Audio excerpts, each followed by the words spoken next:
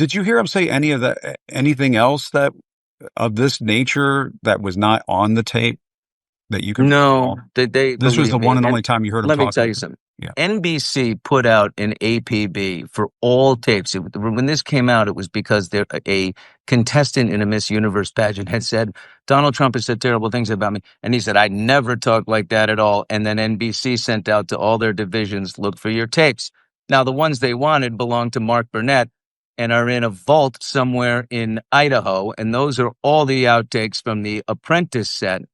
But someone at Access Hollywood said, oh, wait a minute. We have that thing from 11 years ago. What about that? Didn't he say something about furniture buying and all this stuff? And wait. So then they took that and sent it to NBC News, hoping to, Access Hollywood, the little, the tiniest little division of NBC News. It's not even recognized. Like, look what we did. We've got the thing. And they went, You've done so great. Here we go. And then they had it. And that's how it came to light. And they scoured that and scoured everything else in every drawer that they could find anything on him. And that was deemed enough. And it wasn't.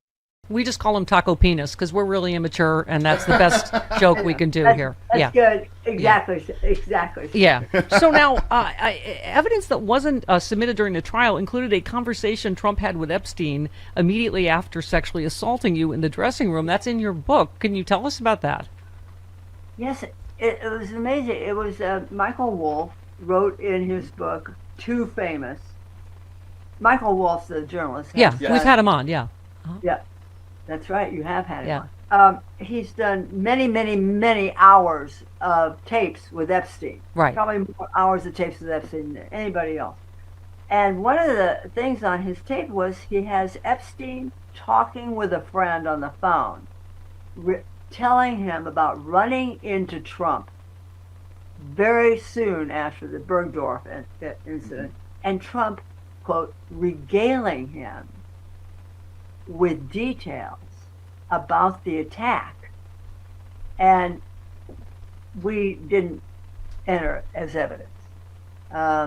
It was just saying the word Epstein in front of a jury would have been so prejudicial. We knew that Judge Kaplan wouldn't allow it in, but it is in a stark bit of evidence. Mm-hmm. Yeah. That first of all, it happened, and second of all, how good of friends Trump and Epstein. Yeah. They were like this. I mean, what is your take on the mainstream media and how we got here? That this Epstein story's been out there, as you say, with Michael Wolff. None of his timeline lines up. This has been out there forever, and well, now, Stephanie, you are part. Some of the great media is bending the knee to Trump. ABC, CBS, they make me sick. Their worms are crawling to Trump. However, independent journalists like you and your show, and independent journalists across the country, man, we're not staying silent. We're not saying that, are you on Substack? All the people on Substack. Look, individual journalists are rising up and taking over. We don't need CBS. We don't need ABC. We need journalists like you and me and our friends. So I think you're so sweet. I've been called a lot of things, but never a journalist. But thank you for that. Stephanie, you're doing journalism. How many headlines have you done today? Well, we actually are saying that the comedians. I mean, that's why they want to shut down all the late night shows, because they're doing better journalism than most of the mainstream media. Yes, because they get right to the truth. Exactly. They pull punches. Yes. Did you see South Park? What did you think of the South Park? Dude, if I had a bottle of champagne, I'd send it to your house so we could toast. I mean, really. I hate to be indelicate, but how accurate was the depiction of Trump's... Oh, stop it! Lack of manhood. I feel like I'm one of the only ones that kept pointing out. I can tell you that. I couldn't tell. I knew it was in. I couldn't. I couldn't. No. That was I feel like I was the only one, and the only journalist that kept pointing out. It's only because you couldn't tell if it was his tiny, Cheeto finger or penis that it was.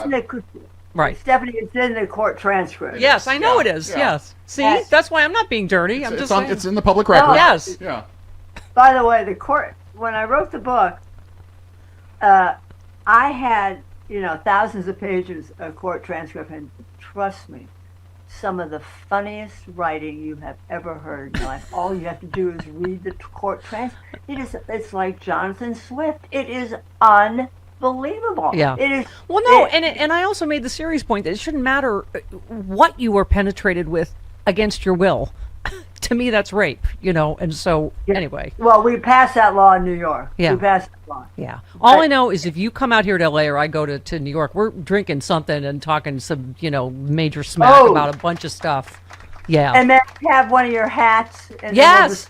And we'll have our hats. Yes. And then we'll be doing, yes. That's All right. exactly. That's a good plan. That's a good plan. I am so happy to finally get to talk to you. I know way back when we couldn't because the case was still ongoing, but please come back anytime. You are just a I will. You are a hero to so many, and you inspire the fighters to be a fighter. Don't be a folder.